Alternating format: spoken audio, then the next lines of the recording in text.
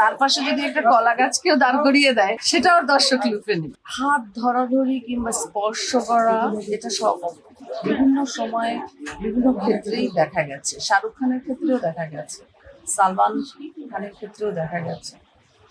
আমাদের বাংলাদেশের অনেক হিরোরাই বডি একটা যখন যাকে প্ল্যাটফর্মে ফর্মে যখন একসাথে দাঁড়ানো হয়, এটা কিন্তু ইচ্ছাকৃতভাবে হয় না। অনেক সময় হিরোইনের শাড়ি পরা থাকে কিংবা লং গাউন পরা থাকে, সেক্ষেত্রে অনেক সময় হিরোইনদের সাপোর্ট লাগে, সেক্ষেত্রেও ধরা হয়, হিরোরা সাপোর্ট করে।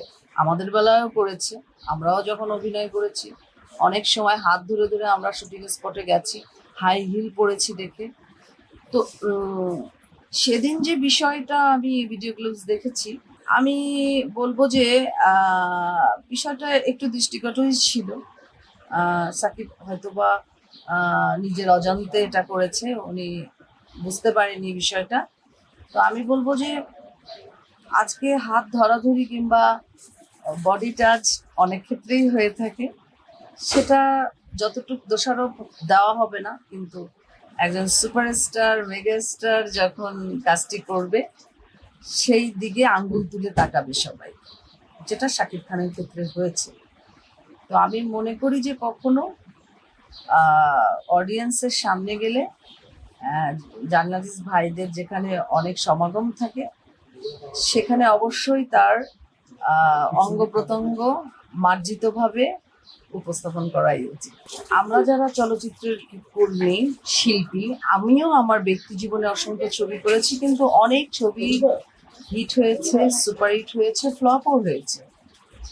এখন এই দায়ভার যদি দেওয়া হয় যে একজন শিল্পী একটি ছবি ফ্লপ হয়েছে দেখে তার দিন শেষ, তাকে সাকিব খানকে অনেক কটাক্ষ করা হচ্ছে, ছোট করা হচ্ছে, অনেক জায়গায় বলা হচ্ছে সাকিবের দিন শেষ, এগুলি ঠিক না। একজন মেগা স্টার, একজন ইন্ডাস্ট্রি কখনো খুব অল্প সময়ের জন্য, মানে একটা দুইটা ছবি ফ্লপ হলেই যে শেষ হয়ে যাবে সেরকম কিছু না।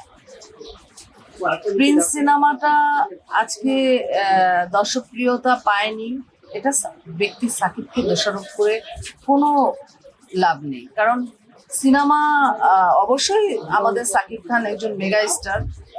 আজকে সাকিব খানের প্রিন্স ছবিটা যতগুলি দর্শক হলে গিয়েছে দেখছে, সেটা কিন্তু সাকিব খানের জন্য।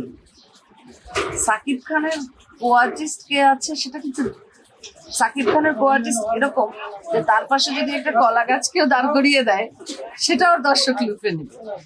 সো অবশ্যই যদি প্রিন্স ফ্লপ হয় কিংবা দর্শক চাহিদা পূরণ করতে ব্যর্থ হয়, সেই দায়ভার আমরা গল্পকে দিতে পারি, অ্যারেঞ্জমেন্টকে দিতে পারি, কিংবা মেকিংও দিতে পারি।